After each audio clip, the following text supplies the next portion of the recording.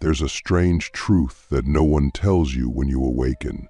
The moment you begin to see beyond the veil, you also begin to feel divided within yourself. As if two ancient forces awaken inside you at once, the seeker and the destroyer, the saint and the rebel, the silent monk and the roaring prophet.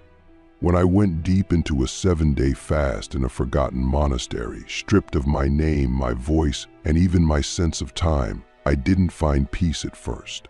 I found conflict. I found rage and grace sitting side by side in my chest. And that's when I realized this isn't a flaw. This is the mark of the chosen ones.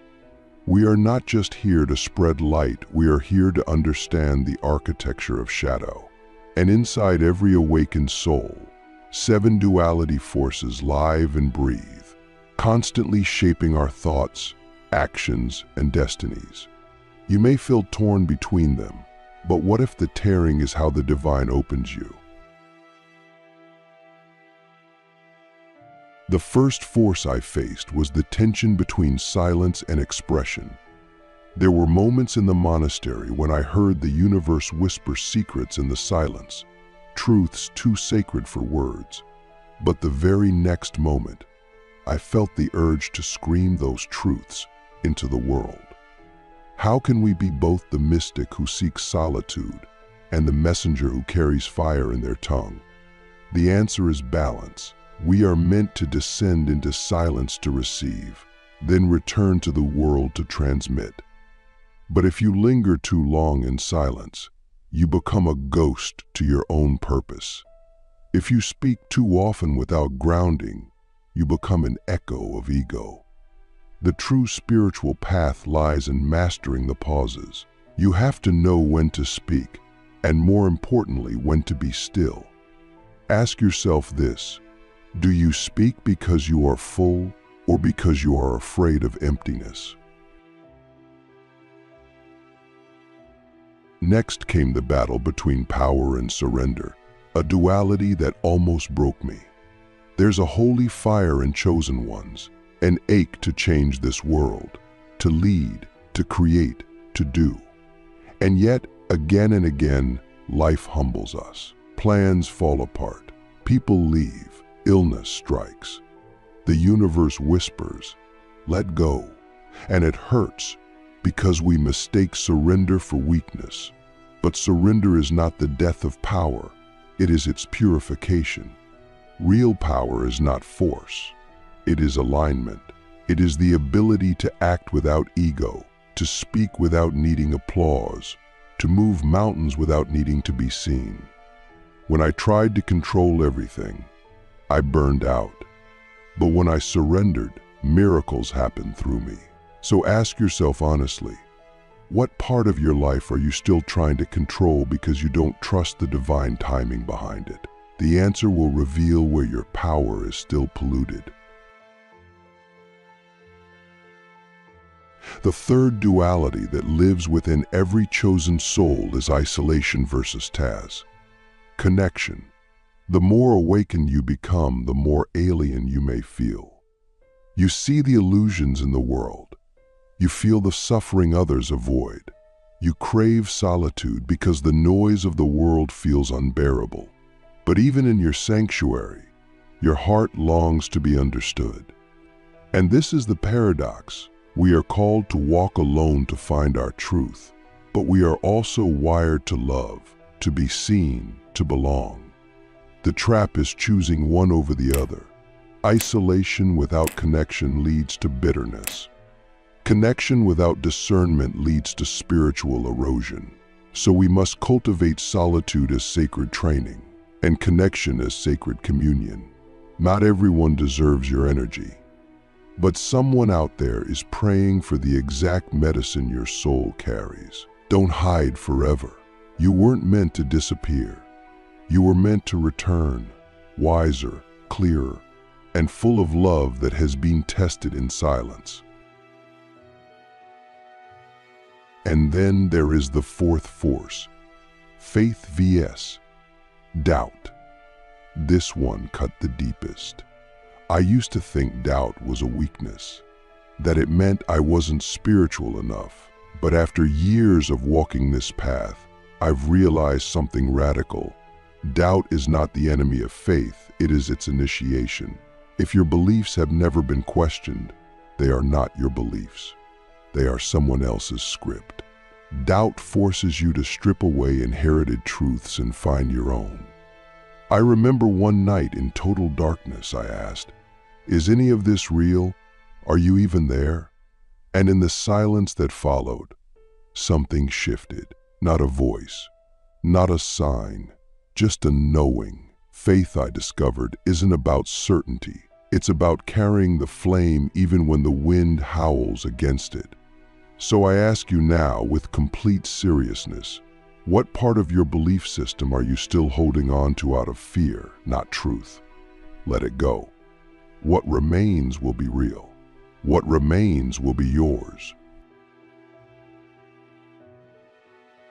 These are just 4 of the 7 duality forces, and already you can feel the pressure they create inside you. But this pressure isn't a flaw, it's your awakening. These forces aren't meant to destroy you. They are meant to forge you, like heat forges steel. The chosen ones are not here to eliminate duality. We are here to embody it, to live at the threshold between extremes. Because it is in that tension that the divine reveals itself. You are not just one thing. You are not just light. You are the whole storm. The silence before the thunder, the roar of the lightning, and the calm that follows. And in the next part, we go even deeper. We'll explore the final 3 dualities, the ones that challenge your very identity and your destiny. But for now, sit with this question. What would it look like if you stopped resisting your inner contradictions and started honoring them as sacred?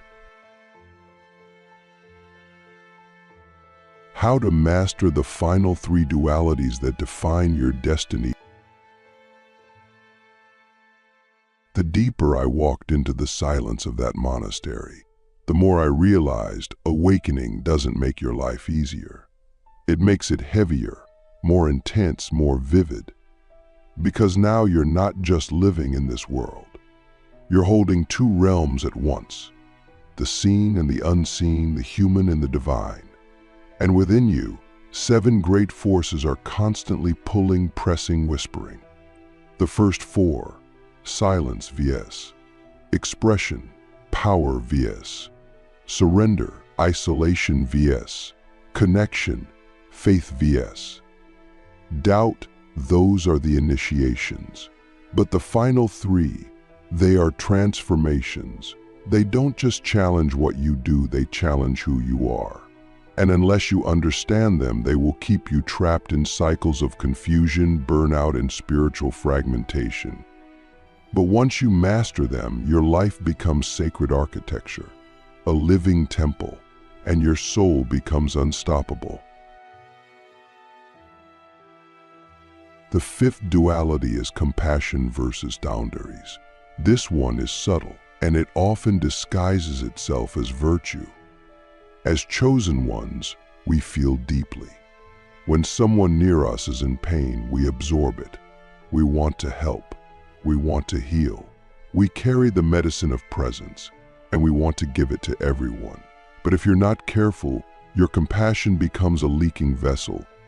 You start healing others while bleeding yourself dry. You start saying yes out of guilt, not grace. And the worst part, you begin to confuse self-abandonment with love. I had to learn the hard way that compassion without boundaries is spiritual codependency.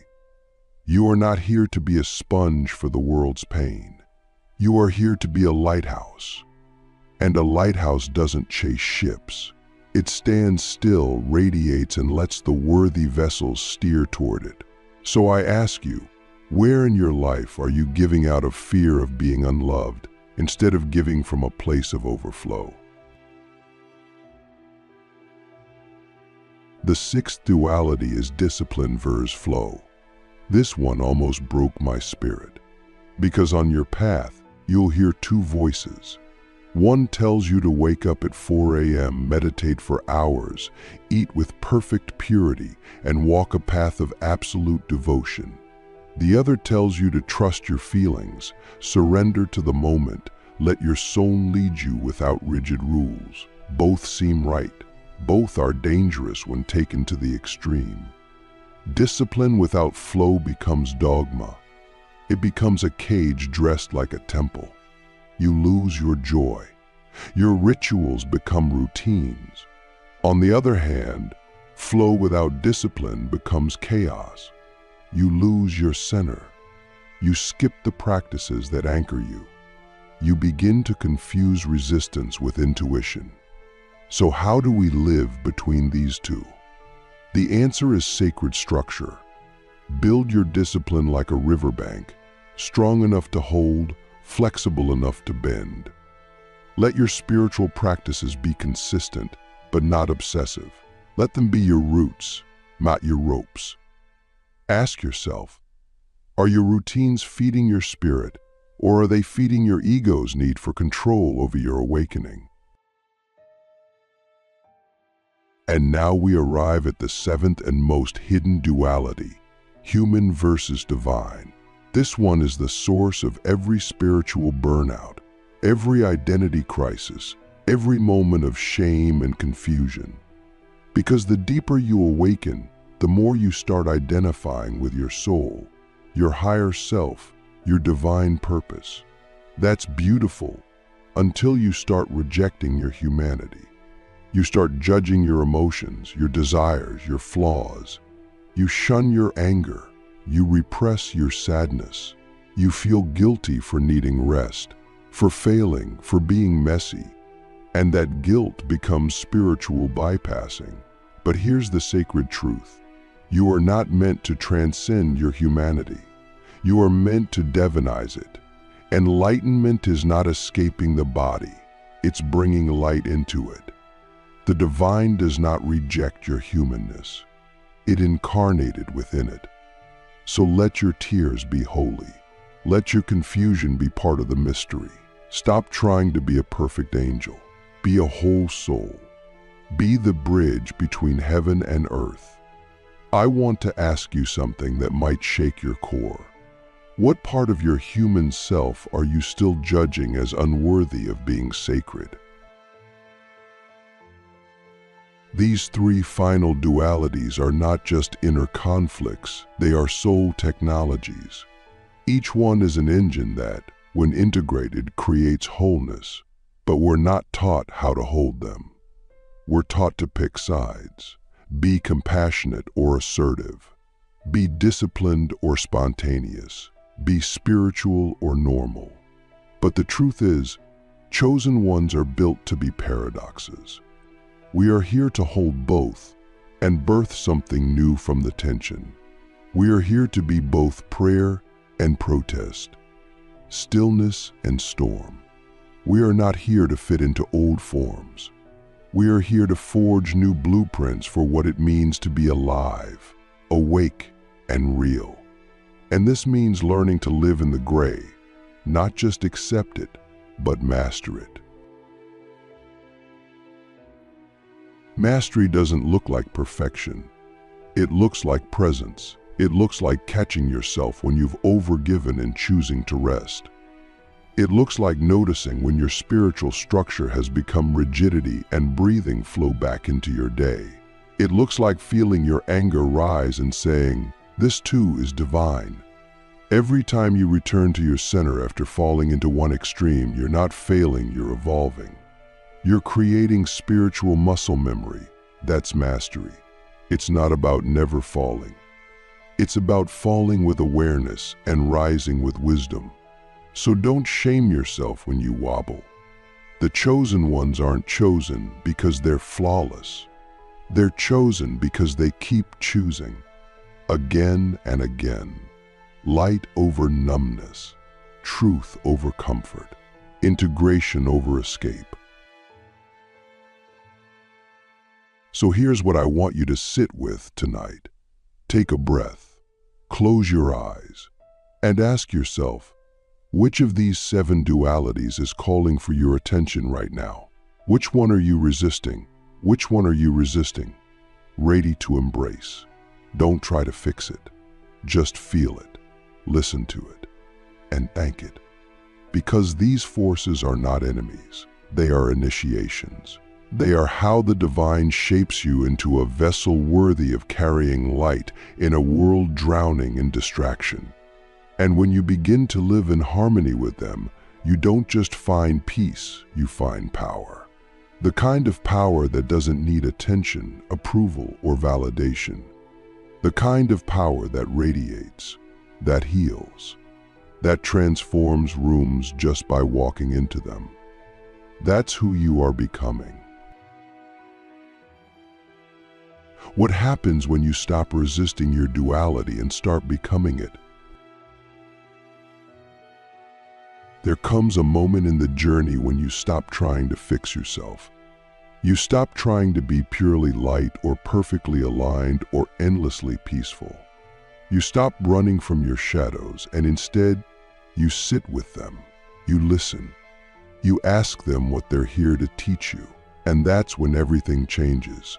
That's when you realize you were never meant to be one thing. You were meant to be a living paradox, a storm with a heartbeat, a soul made of contradictions that aren't mistakes, they're messages. This is the final trial of the chosen one, not to transcend duality, but to embody it, to become the wholeness that the world has forgotten. Because when you stop resisting your duality, you become a bridge between worlds. You become the medicine. This is where most people walk away. They want the light without the heat. They want the truth without the tension. But if you're still here, watching, listening, feeling, then you are not most people. You are part of the few. Très rare. The ones who were called to be more than comfortable. You were called to be conscious. And consciousness isn't sterile. It's not soft. It's not always peaceful. Sometimes it's raw. Sometimes it's rage. Sometimes it's a divine scream that shakes everything you thought you were. But in that shaking, you begin to remember, your soul didn't come here to be safe. It came here to awaken. And awakening doesn't mean escaping darkness. It means lighting a torch and walking straight into it. When you integrate all 7 dualities, when you stop choosing between silence and expression, power and surrender, isolation and connection, faith and doubt, compassion and boundaries, discipline and flow, human and divine, you begin to operate from a completely different frequency. You stop seeing the world in black and white. You stop labeling emotions as good or bad. You stop running from your own depth. Instead, you start living in the space between. You start dancing with the tension. You make decisions not from fear or pride, but from alignment. You no longer react, you respond. You don't just meditate, you embody presence. You don't just study spiritual truths, you become them, slowly, grittily, beautifully. And this changes everything. Your relationships shift. You no longer tolerate shallow conversations or one-sided connections. You begin to crave soul depth, vulnerability, people who can hold your wildness and your wisdom. You stop abandoning yourself to be liked. You stop explaining your worth. You stop chasing people who were never meant to walk with you. Instead, you magnetize those who are also walking the middle path. Those who are also done performing, done pretending, done being just light. You start building tribes of truth, sacred communities. And not because you need to belong, but because your soul remembers that collective healing is the next frontier. One awakened soul can spark a fire, but a gathering of integrated souls, that's a wildfire of change. The integration also changes how you serve. You stop trying to save everyone. You stop exhausting yourself to prove you're good enough. You realize you are not here to carry the whole world, you are here to carry your piece of the puzzle. You are not the answer. You are a portal, a mirror, a permission slip. You stop preaching and start embodying. You stop building platforms and start building altars. Every part of your life becomes sacred architecture. How you eat, how you walk, how you listen, how you say no, how you cry, how you love. You become a living ceremony. And from that energy, your service becomes unstoppable, not because it's loud, but because it's true. But let me give you one last truth. This path isn't linear. Even after integration, the dualities will still whisper. Some days, you'll feel like you're flowing effortlessly. Other days, you'll fall back into fear or ego or numbness. That's okay. That's human. Integration isn't a finish line. It's a rhythm, a spiral, a dance. You'll revisit the same lessons, but from higher levels of awareness. You'll fall and you'll rise faster. You'll break and you'll mend wiser. So don't chase perfection. Chase presence. Chase honesty. Chase alignment. And when you fall out of it, come back, not with shame, but with compassion. Whisper to yourself, even this is sacred, because it is. All of it is. So now I leave you with one final question, not to answer with your mouth, but to answer with your life. What would it look like if you stopped trying to become something and started allowing yourself to become everything you already are? What would change if you trusted that your contradictions are not problems, but portals? What kind of world could you help create if you lived from your integrated self, not your fragmented mask? This is the invitation, not to do more, but to be more fully, to become the paradox, to become the peace that holds chaos, to become the light that knows darkness, to become the human who remembers they were always divine. And now, the final payoff. If you've made it this far, you already know. This wasn't just a video. This was a transmission, a mirror, a sacred initiation disguised as storytelling. You've just walked through the 7 dualities that exist inside every chosen one. And you didn't run. You stayed. You absorbed. You remembered. That changes you. And when you change, the world around you shifts. So carry this, not just in your mind, but in your heart, in your breath, in your choices.